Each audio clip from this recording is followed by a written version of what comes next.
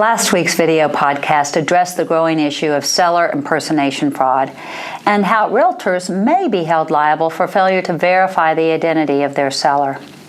This week, a viewer asked us to address buyer impersonation fraud. But buyer fraud is very different for a title company than is seller impersonation fraud. And generally, buyer fraud does not involve someone impersonating another. It involves a person pretending to be a viable buyer with resources available to perform. What does someone who pretends to be a viable buyer gain from that pretense? And how do they profit by pretending to be a viable buyer? The most prevalent attempt follows this pattern. The fraudulent buyer sends a forged check, sometimes even a forged cashier's check, to the title company as earnest money, terminates the contract during the option period, and demands the earnest money be refunded by wire transfer. Option periods are short, giving that fraudulent buyer time to make a deposit and receive a refund on that deposit before the deposit is cleared. This practice resulted in the universal title company requirement that all earnest money deposited by check or cashier's check must be on deposit with the title company for 10 business days before any refund is made.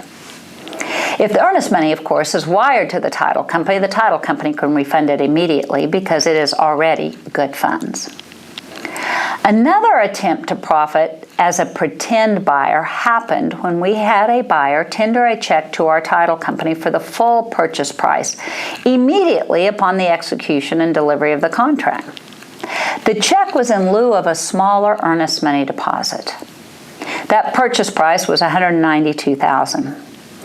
Clearly, receiving a check for full purchase price as earnest money is a red flag. However, since the closing was not to occur for 30 days, the title company, we, felt safe that the check would be cleared by closing. We accepted the contract and deposited the check. Fortunately, our Treasury Bank officer called us and told us that because this check was written on the Imperial Bank of Canada, even if it was a viable check, would take 6 to 8 weeks to clear. We had the check returned to us and called the buyer, giving them an opportunity instead to wire the money to us. Buyer's response was, "Please just redeposit the check." Of course, that was not acceptable, and the buyer went dark after that. The problem with buyer fraud is really how to handle an executed contract once the money fails to appear, whether it never comes or it comes in the form of a bad check, and then buyer appears to have no intention of performing. Unfortunately, the seller and/or agent cannot just accuse the buyer of fraud and say the contract's dead, but the seller and agent can deal with the facts. A contract where the earnest money is not deposited as required can be terminated by the seller by delivering the seller's notice of termination to the buyer and his agent at the address in paragraph 21 of the contract. This is a necessary step that must be taken before the seller can move forward with a real buyer.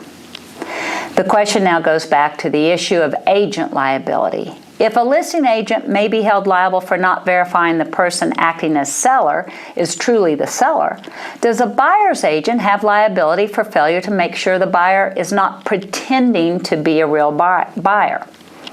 What that really means, do you as an agent who represents a buyer have to do due diligence to make sure the buyer can perform? I've actually not seen any case law that would say that, but clearly it is a good business practice to suggest that you verify that the buyer has the resources to perform before wasting your time showing the buyer property. Additionally, it does not help an agent whose offers are not taken seriously because they become known for representing buyers without resources. Best practice, do some due diligence to verify your client's ability to perform under a contract. I hope this podcast video will give you some insight. We at Allegiance Title and our related brands, XL Title and Aggieland Title, want to be your resource for results. We look forward to seeing you at the closing table. Thank you.